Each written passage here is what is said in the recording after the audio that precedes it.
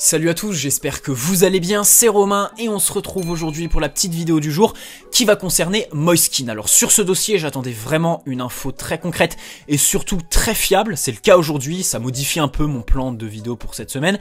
Je devais initialement sortir aujourd'hui la vidéo sur Locatelli, du coup elle est décalée pour faire place à Moiskin qui selon Fabrizio Romano fait l'objet de négociations entre Everton, son club et le PSG à qui il a été prêté cette saison.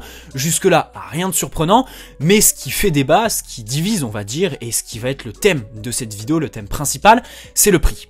Le prix qui est de 45 à 50 millions d'euros selon Everton, c'est le montant qui est attendu du côté de l'Angleterre pour lâcher Moiskin cet été. Il y a d'autres concurrents aussi sur le dossier, il y a la Juventus par exemple, qui regrette de l'avoir vendu visiblement puisqu'ils veulent le rapatrier. Moiskin qui veut rester au PSG, il a encore montré dans son dernier post Insta. Bon écoutez, ça se comprend, là-dessus il n'y a pas de problème, il s'est super bien intégré, sur le terrain il est heureux. Le seul petit bémol c'est que depuis l'arrivée de Pochettino, bon, il y a eu le Covid, on va revenir évidemment sur cet épisode Covid qui est à prendre en compte dans l'analyse de son aventure au PSG, mais c'est vrai qu'en temps normal, Pochettino quand il arrive au mois de janvier, il titularise Icardi à la place de Kean, alors que c'était vraiment pas la tendance sous Tourelle. Voilà, Kean a vraiment vu son temps de jeu être considérablement baissé. Pochettino ne voit pas Kean comme Tourelle le voyait. Et ça, c'est un sacré paradoxe parce que on se souvient d'une déclaration de Tourelle pour lui lancer une balle perdue après le mercato, ce mercato qui a divisé entre lui et Leonardo, où il dit qu'il faut rien attendre de Kean. Au final, sa première saison au PSG, et peut-être sa seule saison, qui sait, elle est bonne. Elle est bonne. Même s'il y a des nuances, il a quand même marqué des buts décisifs, importants. Ces buts, c'est pas n'importe lesquels, quoi. On peut penser évidemment au but contre le Barça. Il y a celui qui nous offre le match nul contre Saint-Etienne, le premier match de Pochettino par exemple. Il y a le but, le doublé en Ligue des Champions en Turquie qui nous offre la victoire. Bref. Son but ce week-end, le 4e contre Reims, c'est un peu le paradoxe à tout ça, mais ce que je veux dire ici, c'est que Kean, il a marqué des buts décisifs, il a marqué des buts importants cette saison, des buts qui ont ramené des points. On se rappelle aussi, contre Monaco, en novembre, quand on perd là-bas, il y a un but qui est refusé à tort à Moiskin, qui aurait pu aujourd'hui modifier complètement la course au titre tout simplement, mais bon, avec des scies, on coupe du bois, voilà, vous voyez ce que je veux dire. Bref, Moiskin qui est un joueur, évidemment à fort potentiel, qui a retrouvé une forme étincelante au PSG, il s'était perdu, s'il retourne en Angleterre, il sait pertinemment qu'il va retrouver le statut qu'il allait là-bas, c'est-à-dire le joueur blasé qu'il était, qui n'arrivait pas à convaincre sur le terrain, et je pense que c'était même pas une dimension, en fait, c'est même pas une dimension tactique, ce qui lui est arrivé en Angleterre, le crash tout simplement qu'il a suivi, parce qu'il arrive au PSG en tant que flop à Everton, c'est vraiment au niveau de la vie, je pense qu'il s'est pas fait à l'Angleterre, qui est un pays, alors là c'est un autre débat, personnellement pour moi, en Europe c'est un des pays les moins attirants, dites-moi vous, dans l'espace commentaire, mais perso, ça fait partie des derniers pays que je choisirais pour aller en Europe, pour y vivre. Évidemment, on peut aussi penser aux déclarations de la femme de Di Maria concernant la ville de Manchester, la nuit à 15h, les gens qui sont des zombies et tout ça.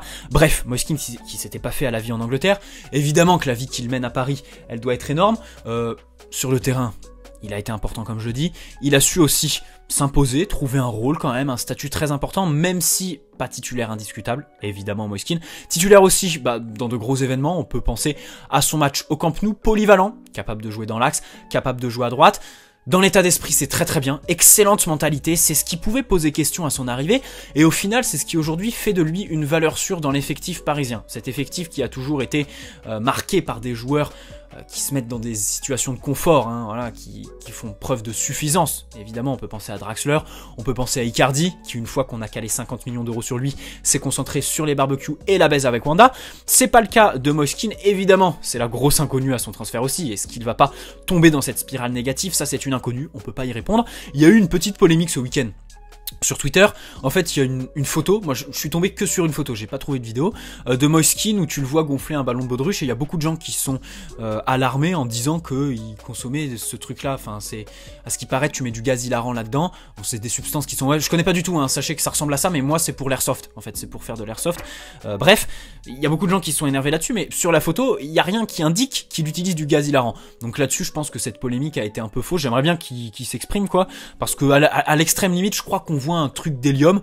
L'hélium, voilà, on peut pas lui reprocher de consommer d'utiliser de l'hélium pour modifier sa voix. Il y a rien de méchant, rien qui ne vaut et qui mérite surtout une polémique. Bref, c'est la petite polémique de ce week-end, mais je voulais vraiment la reprendre de volet pour le défendre, parce qu'en termes de mentalité, en termes de vie, d'hygiène de vie et tout ça, il est très très bon. Bon, il parle français évidemment, ça a facilité son intégration dans le vestiaire.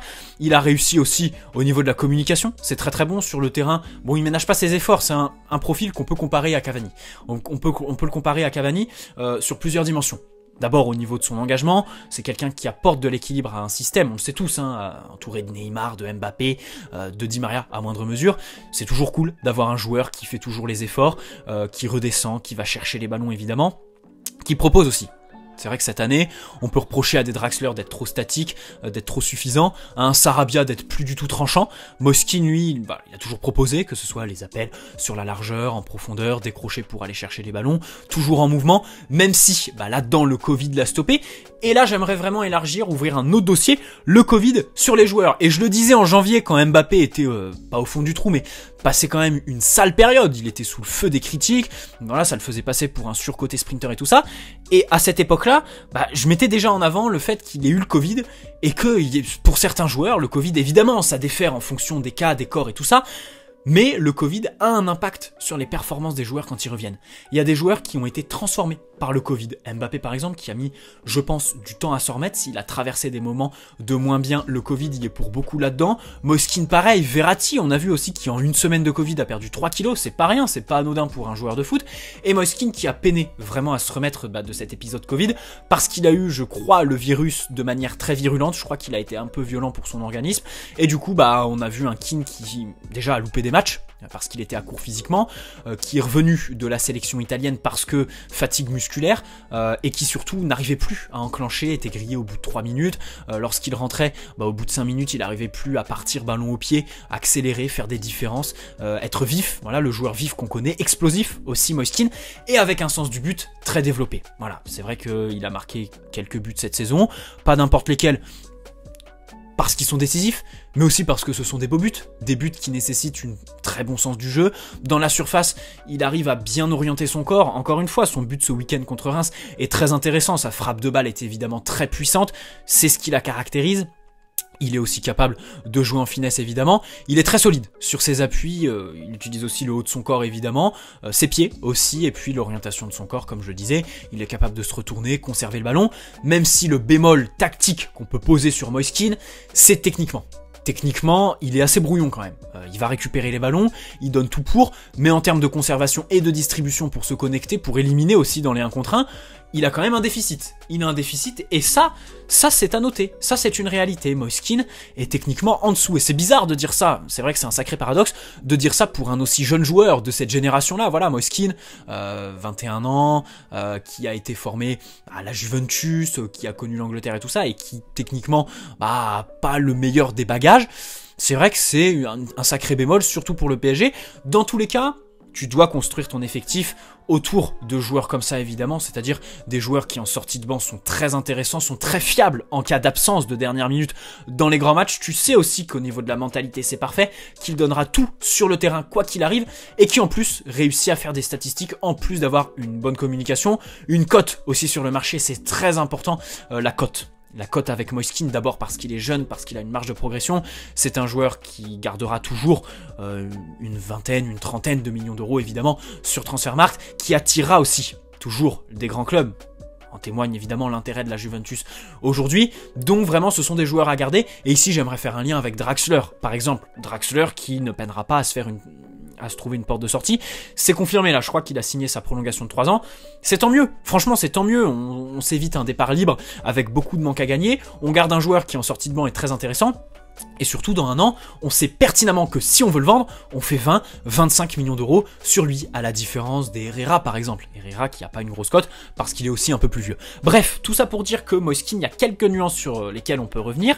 C'est un joueur très intéressant que j'aime beaucoup, mais il faut arrêter de faire les sentiments. Il faut arrêter de jouer avec les sentiments. D'abord, il faut apprendre de nos erreurs, balancer 50 millions d'euros sur un attaquant avant le début du mercato pour que ça nous mette dedans financièrement, qu'on ait plus de marge de manœuvre derrière. On a déjà connu, on a déjà fait cette erreur, il faut évidemment pas la reproduire, et ici, je veux dire que pour Moiskin, il faut pas mettre plus de 25-30 millions d'euros. Pour moi, au-delà de 30 millions d'euros, c'est très cher payé. ce serait pas de l'arnaque, mais ce serait vraiment très cher payé. Et déjà 30 millions d'euros, c'est assez limite. Pour moi, juste prix, vraiment 25 millions d'euros pour Moiskin, qui est techniquement limité, qui n'a vraiment pas de perspective d'avenir à Everton. Il va revenir à Everton.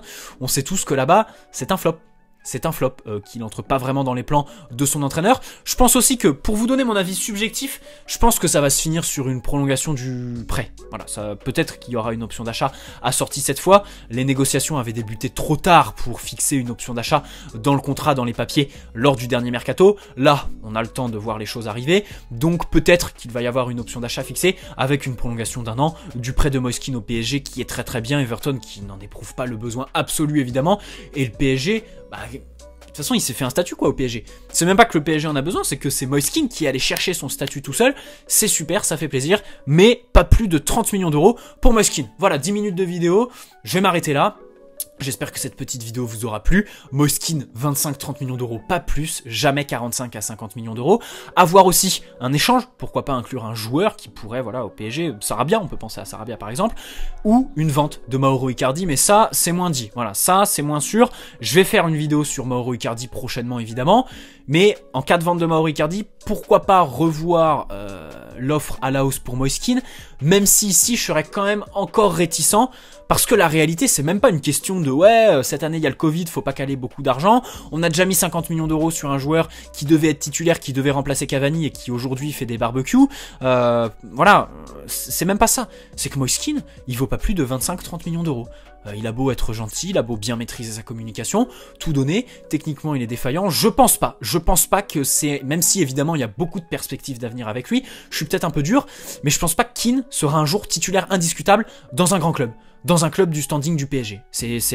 Voilà, c'est ce que j'entends par cette vidéo. Donc dans la rotation, 25-30 millions d'euros pour moi, c'est très intéressant. Et comme je le dis, subjectivement, je pense que ça va se terminer sur une prolongation du prêt. Allez, très bonne soirée à tous, allez Paris, ciao.